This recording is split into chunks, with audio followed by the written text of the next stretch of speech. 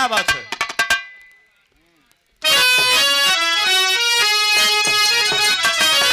अरे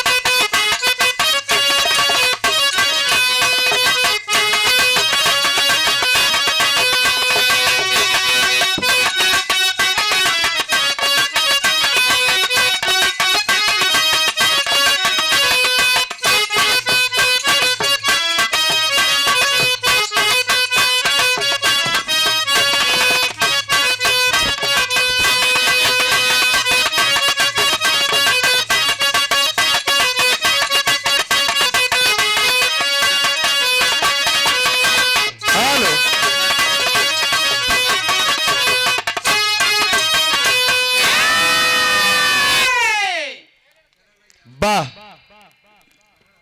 बहुत बढ़िया गीत आप लोगों ने सुना। हम कुछ कहा न,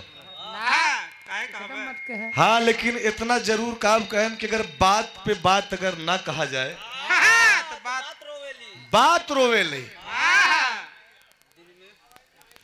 और दिल में अगर कीच काच होए रात रोवेली।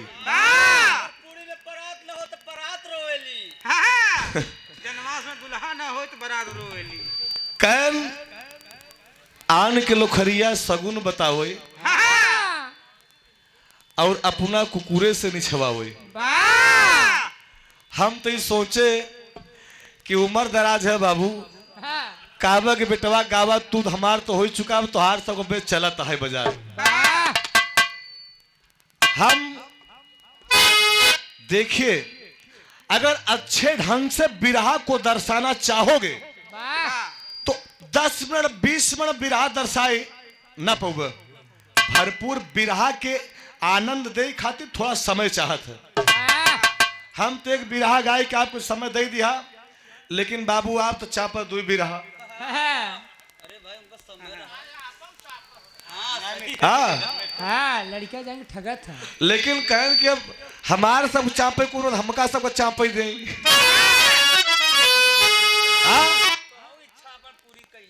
ना ना बाबू अपन इच्छा पूरा करें, हम सब उम्र में हम सब पूरा कर ले। हाँ, देखा बार बार अरे भाई पैसा लो आप हमारे पूजनी बड़े भाई लवकेश यादव बड़का लीलापुर की पावन धरती से 21 रुपए का पुरस्कार भैया से पहलगी हो।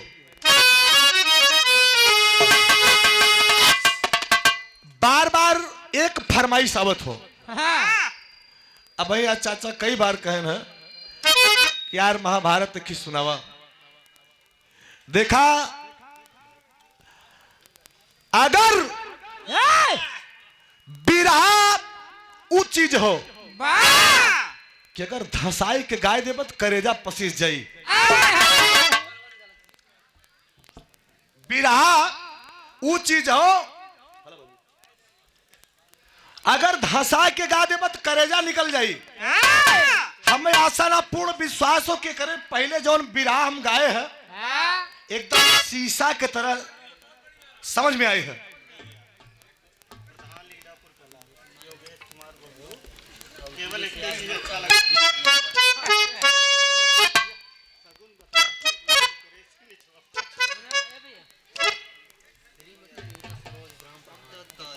अच्छा अच्छा अच्छा, आप हमारे पूजनी लीलापुर पवित्र पावन की इस ग्राम सभा की मुखिया वर्तमान समय की मुखिया आप माननीय मीरा सरोज जी के सौजन से कम से कम 500 आवे चाहत रहा प्रधान जी। कहे का हाँ हाँ बहुत नरेगा खटवाए हो बहुत नरेगा खटवाए बहुत कॉलोनी ले है सरकार नहीं बैठा तू बैठा रहा बाद में बैठा हाँ लेकिन बिना एक पूरा करे हाँ लेकिन सत्ता में तो है ना हमार बाड़ी तभी आगे जाए प्रधान जी चला दोबारा पूरा हाँ होते। सही आई नहीं हाँ 500 के पूरा करा प्रधान जी तब हम फिर अरे हो अब दोनों जने आवा मजबूती से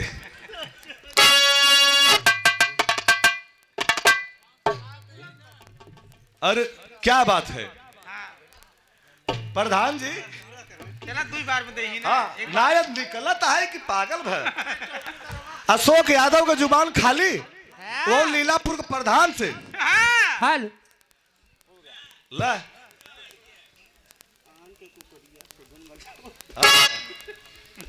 देखा ये प्रधान जी की बात बहुत दिल में लग गई अच्छी लग गई कि आन के कुकुरिया सगुन बतावे लोखरिया प्रधान जी बोले रहे हाँ आन के लोखरिया सगुन बतावे अपना कुकुरे से निछवावे हाँ अगर हम समय ले रहे तो अगर आधे घंटा में दे दे तो हम कह रहे बाबू हमार बड़ा सही के हम हाँ अब तू फार लगाए के कल्टी बेटर्स ना मानत रोटा बेटर लगाए के चाप दे एक खनी से रोटा बेटर्स ना गाना तो जोन तू फरवा आवत पहाड़िया वाला ओका लगाए के हुर्द है तब यार अहिरे के बेटवा हो कहाँ बर्दाश्त करी हाँ देखा ये प्रधान जी के तरफ से माननीय मीरा सरोज जी के माननीय मीरा सरोज प्रधान पद योगेश कुमार भारतीय बबलू प्रधान और चौकीदार भैया के हैं उर्फ कुल ड्यूटिया हिम बका अरे सरकार अरे भाई कुल हिम बाटे आपन वाली कब दे पे देखा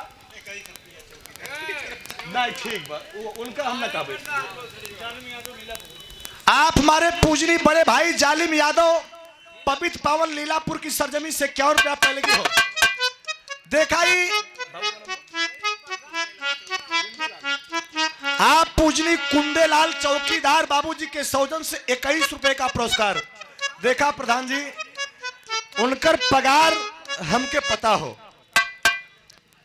उनके हम कुछ न कहा या बड़े उनके हमारे 21 रुपया 21,000 के बरोबर हो लेकिन हम आपके बरोबर चापब जब तक रहा तब तक हाँ हाँ एक बार प्रधान जी के लिए जोरदार ताली हो जाए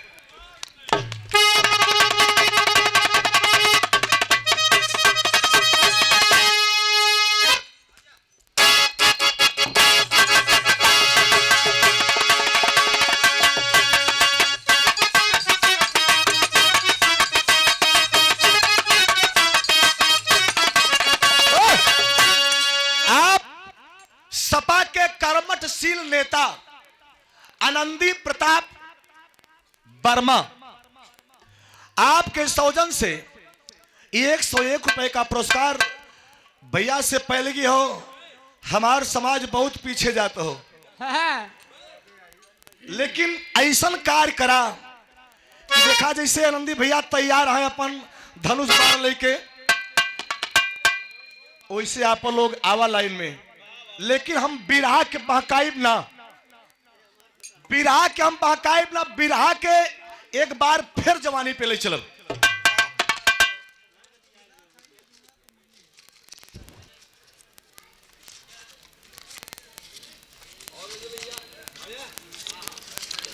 आप हमारे पूजनी बिरहा जगत के बहुत ही सुंदर कलाकार आप हमारे अखाड़े रामहित अखाड़े के दिग्गज कलाकार वाह वाह हमारे पूजनी जीजा तीर्थराज यादव पवित्र पावन लीलापुर कछार की धरती से वाह पहलगी हो आशीर्वाद की प्रतीक्षा हो बाबू आप लोगन के ध्यान हम उस तरह लेकर चलेंगे जब महाभारत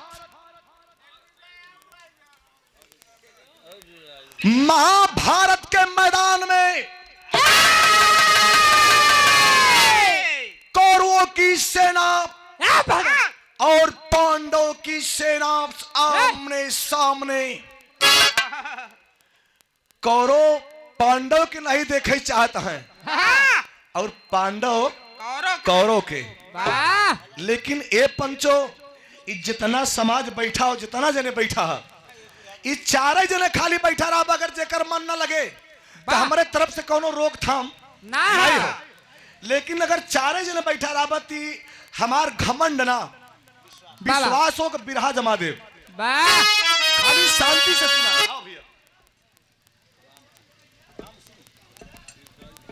अच्छा, आप हमारे पूजनी जीजा राम सिंह यादव, जिनके पिताजी की 310 के उपलक्ष्य में कार्यक्रम चल रहा है, आपके सौजन से ये 51 रुपए का पुरस्कार पैलगी हो। एक ही मास्टर कुछ बजाय का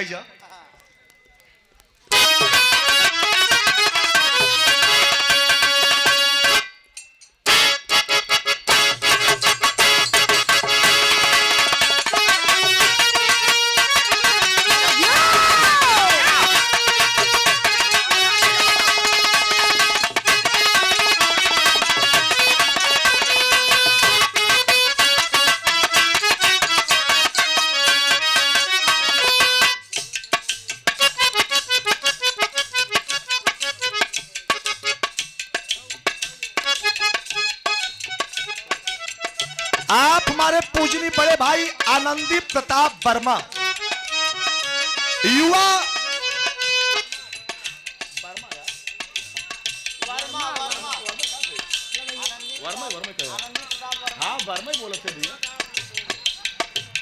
आप युवा सपा कर्मठशील के जाबाज सिपाही, इनका कहना है कि सबको आपने अजमाया, सबको आपने अजमाया, लेकिन एक बार आप दिल से सपा को याद कर लो, उस जाबाज सिपाही को याद कर लो जो हमें और आपको किसानों के हक की लड़ाई लड़ने वाला अखिलेश यादव जी के सपोर्ट में खड़े हैं। एक बार सपोर्ट कर दीजिए, उसके बाद विकास की झड़ी लग जाएगी। 101 रुपए का पुरस्कार पैलगी हो।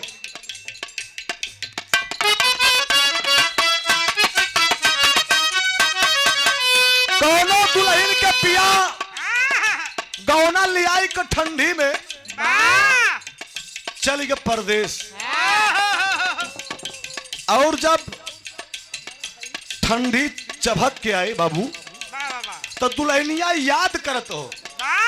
देखा वही कहन न बाबू की देखा मऊ साधारण कलाकार है, तमहु कोनो बाबू लुच्चा लफंगा नहीं है, हम वही साधारण है। लेकिन कहन जैसे रोगिया के मन भावे वैसे वैद बतावे। अगर हम बहुत यार वार गाँव बाप के समझिन में आए तो का मतलब हो, कहना हो।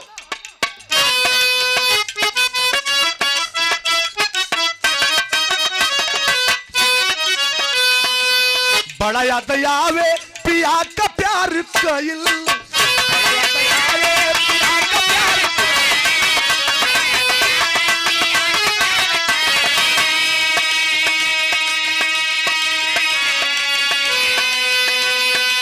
रतिया के रतिया पहाड़ दिन भइल,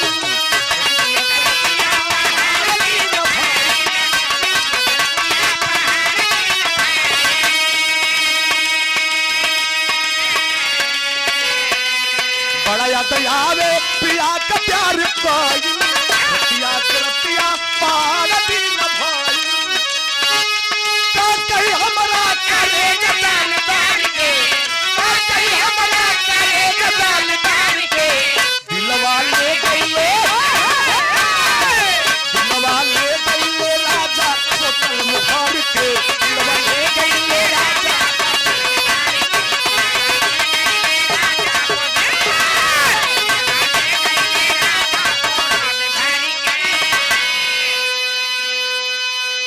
एडब्ल्यू भैया हम ही चाहते ही कि ये सब छोड़ा हाँ कहो ये सब छोड़ा तब धुन और आपके सीधा हम कुरुक्षेत्र में उतार दी ठीक हो हाँ सीधा कुरुक्षेत्र में उतार दे कि का होत बा और सीधा दिखाई सुनाइब न सीधा दिखाइब कि का होत बा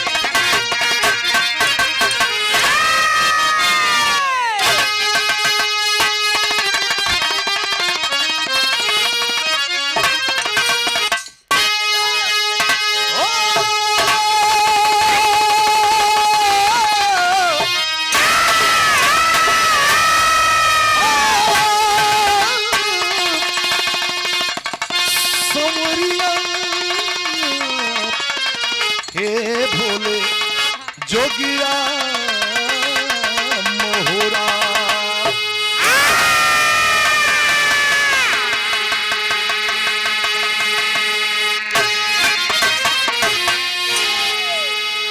आप बिरहा के बहुत ही जाबाज सिपाही शुभ चिंतक जो कि बार बार प्रसंग महाभारत की कर रहे हैं आप प्रेमचंद यादव पवित्र पावन लीलापुर की सरजमी से 21 रुपए का पुरस्कार भैया से पहलगी हो। आप हमारे पूजनी आज के इस बिरहा के शुभचिंतक आप राजेश कुमार मिश्रा जी के सौजन से पवित्र पावन लीलवार की सरजमी से 21 रुपए का पुरस्कार प्रणाम हो भैया से। ए मास्टर बिरहा में 4 लाइन भूमिका हो। वाह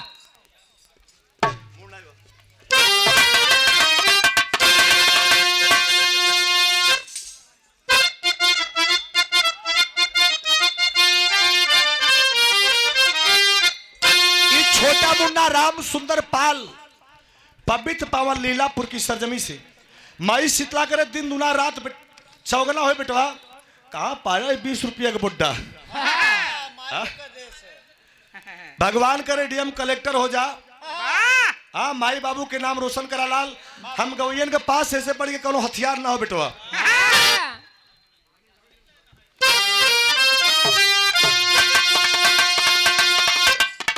ए पंचो आप लोग बिरहा के भूमिका पे गौर कीजिएगा। कैसन मास्टर दे जहर दुष्ट दुर्योधना भीम को फेंका दरिया में गहते गए पताल में आई स्नान करने ईश्वर सुता भीम को देख कर डूब गई ख्याल में श्राप शिव का तुरंत स्मरण हो गया और लेकिन के अमृत की बूंदे पिलाने लगी।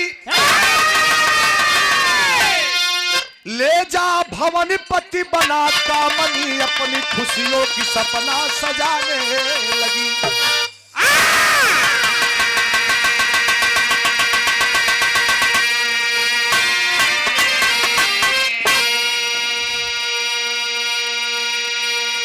ए पंचो,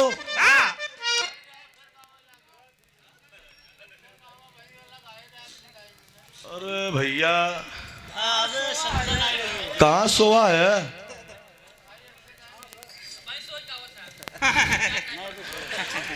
कहा था खेत गाय रहे कहाँ बैठा रहो भैया, डिस्टर्ब मत करा, दूसरा गाना होता। दूसर गाना हो सरकार। गबड़ावा मत भाई। श्रीनाथ पाल छोटका लीलापुर।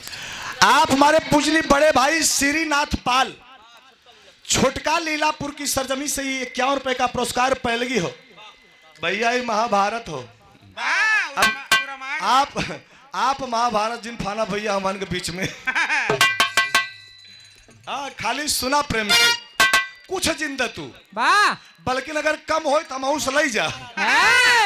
हाँ लेकिन बोला जिन सरकार अगर कोनो गलती हो तो क्षमा करे, क्षमा नहीं आपके।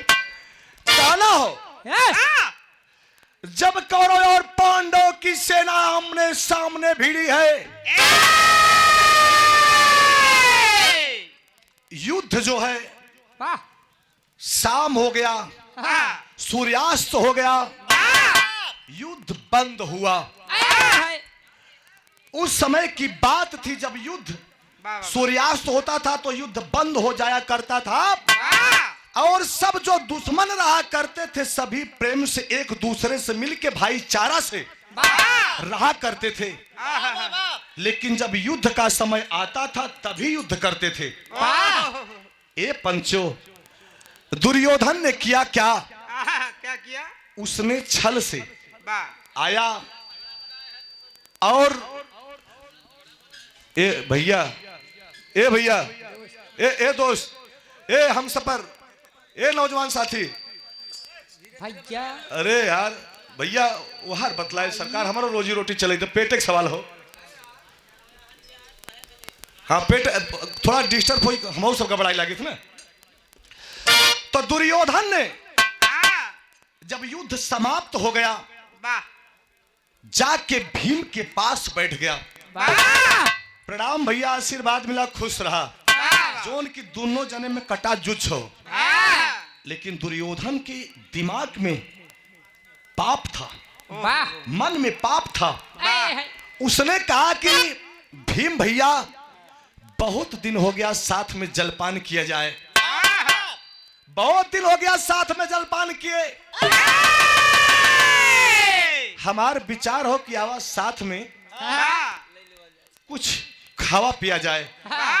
भीम जन्म का पेटहा 10,000 हाथी के ताकत खानेंगे वैसन। आज दुर्योधन बिख का लड्डू लिया था, थाल में सजा के छुपा के लेके चला था। पंचो भीम के सामने जिस समय वह लड्डू को प्रस्तुत किया, भीम ने लड्डू को उठाया और खा लिया।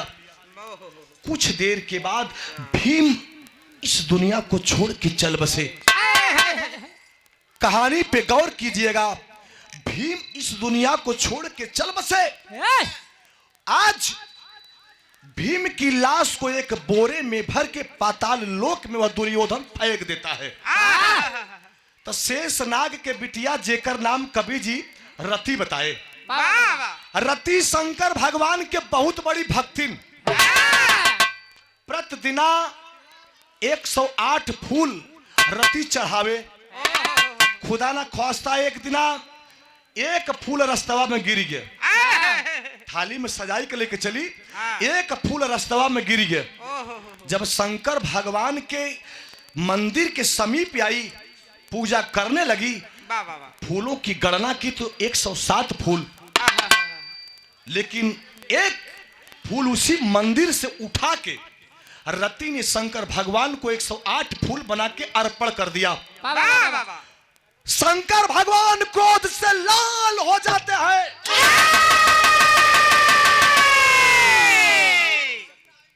उन्होंने श्राप दे दिया।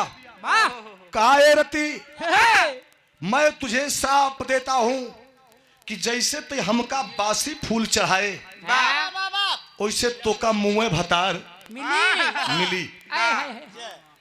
इतनी बतिया जोनी समत रति सुनी, हाथ जोड़ के पैरों पे गिर के कहने लगी, प्रभु भोलेनाथ आप तो भोले भंडारी हैं, दानी के महादानी हैं।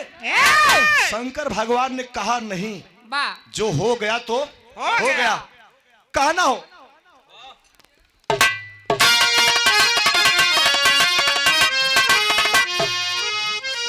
विराह जगत के बहुत ही जाबाज और शुभ चिंतक हमारे पूजनी तीर्थराज जीजा जी के सौजन से 101 रुपए का पुरस्कार पहलगी हो। ए पंचो, विराह में एक लाइन गजल लगी, रति रोवत रोवत चली गई। जब चली गई तो होत का मास्टर,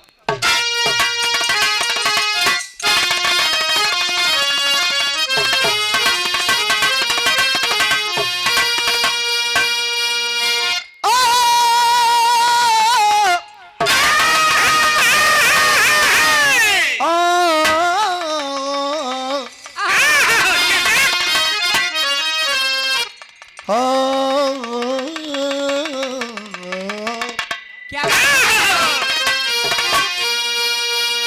परवरदिगार परवरदिगार साहिबे ईमान बना दे, परवरदिगार साहिबे ईमान बना दे।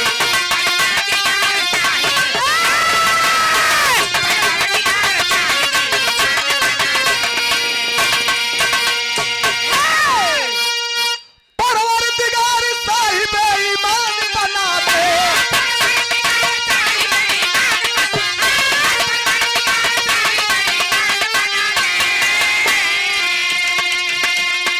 परवरदिगार साहिबे अरे ईमान बना दे।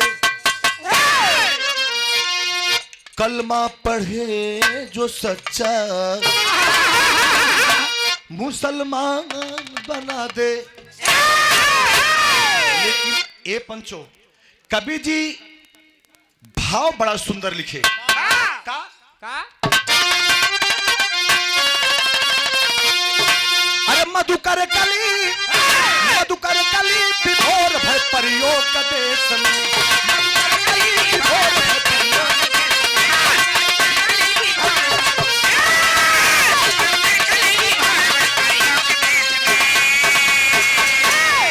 अरे मधुकर कली विभोर भय परियोग के देश में।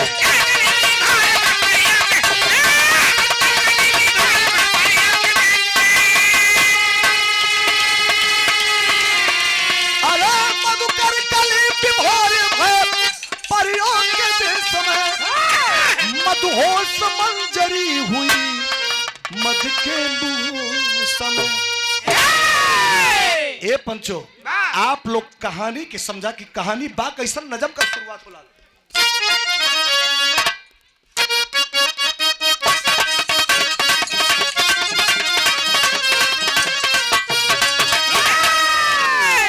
ए पंचो, आप लोग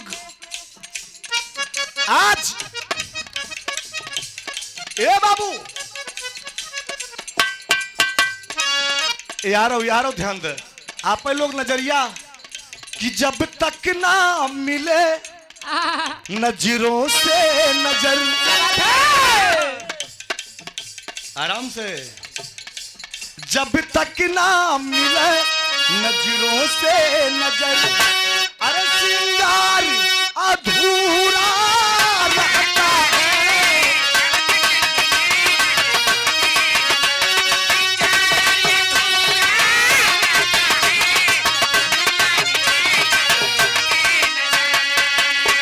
अगर ये नजरिया कुछ न चाहिए सरकार, न तो पैसा न धन न दौलत हीरा महल अटारी कुछ न चाहिए, खाली नजरिया मिलावत रहा। ई हमार बिरावा जमी। वाह अगर नजरिया यार वार कैले जाबा ना तो मजा बिगड़ जाई। वाह कहना हो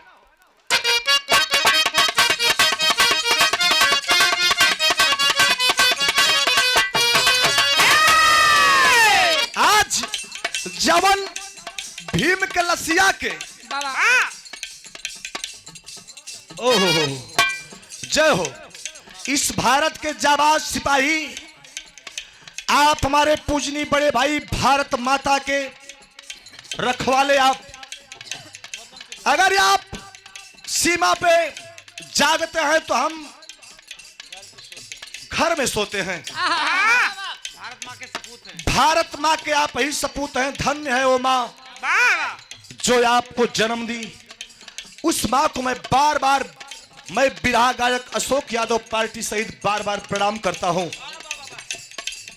शिव बाबू यादव फौजी, जिला अध्यक्ष, सैनिक प्रकोष्ठ, समाजवादी पार्टी गंगा पार प्रयागराज, निवास स्थान छतनाग नागेश्वर मंदिर झूसी प्रयागराज। धन्य हो प्रयागराज की मट्टी पे आप लोगों ने जन्म लिया। और हम कलाकार तो सिर्फ आपकी वीरता को हम लोग समाज में बिखरने का काम करते हैं। किस देश के लिए आप लोगों ने कितनी कुर्बानी दी है। 101 रुपए का पुरस्कार पहले की आशीर्वाद की प्रतीक्षा। आप सूरज से वाकिफ नहीं है, लेकिन जहां कहीं भी हो आप हमारे प्रणाम को स्वीकार किए। ए पंचो, आज जो रति रहे जब नहाएगी पाताल लोक में, वही भीम वाली गठरिया जो दुर्योधन फेंके रहा, वही भीम वाली गठरिया बहत बहत बहत बहत बड़ी दूर निकल गई और पहुंची कहां? रति जहां पे स्नान कर रही थी, शेषनाग के बिटिया रति जहां स्नान करत रहे, वो गठरिया वहीं पहुंची। जब गठरिया हुआ पहुंची, जैसे डुबकी लगावत हो रति के सर में वह गठरी टकरा गई। रति ने उस गठरी को पकड़ा, बाहर निकाली। ए पंचो जोरी समझ बाहर निकाला तो गठरिया के मोहना खोले से देखे बड़ा सुंदर नौजवान सुशील मुख मंडल चमक रहा था। निकाल के बाहर लाई ये पंचो, अपने पिताजी की अमृत कुंड से अमृत निकाल के उससे के मुख में डाली भीम को। भीम जीवित हो गए। तो करती क्या है?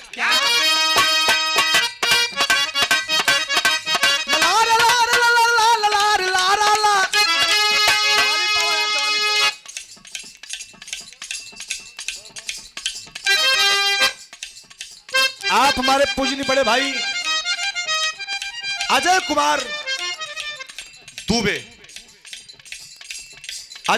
दुबे काका, मंडल उपाध्यक्ष महर्षि दुर्वासा धाम। धन्यवाद सरकार।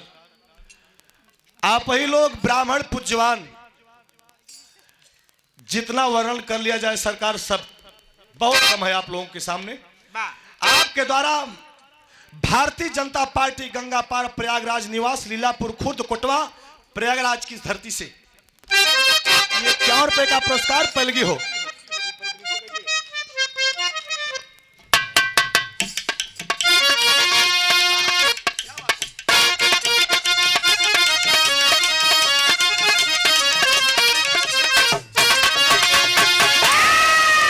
जब निकाल के ले आई, भीम जीवित हो गए। किया क्या? ब्याकर भीम से रति क्रीड़ा में विभोर हुई। ब्याकर भीम से रति क्रीड़ा में विभोर हुई। खुशी ही लोक में ये चर्चा चारों ओर हुई।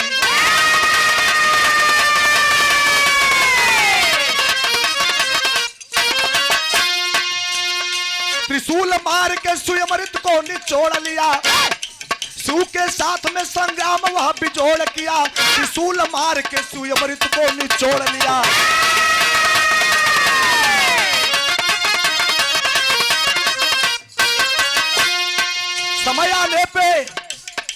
समय आने पर एक पुत्र का अवतार हुआ, समय आने पर एक पुत्र का अवतार, समय आने पर एक पुत्र का अवतार हुआ, खुशी रही लोक में बेटा विजय बुलार हुआ।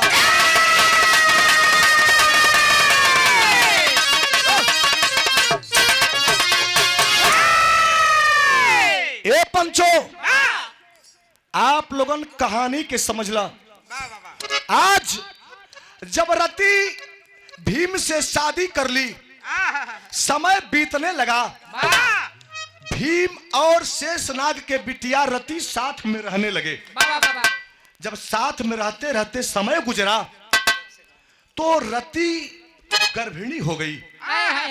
अचानक भीम को हस्तिनापुर की याद आई, अरे मैं कहां खोया हूं, हमारे भाइयों से युद्ध मचा है और मैं यहां भोग विलास में मस्त हूं। ए पंचो, भीम रति को बताए नहीं, भीम रति को बताए नहीं और बिना बताए पाताल लोक से हस्तिनापुर के लिए प्रस्थान हो गए। रति आंखों में आंसू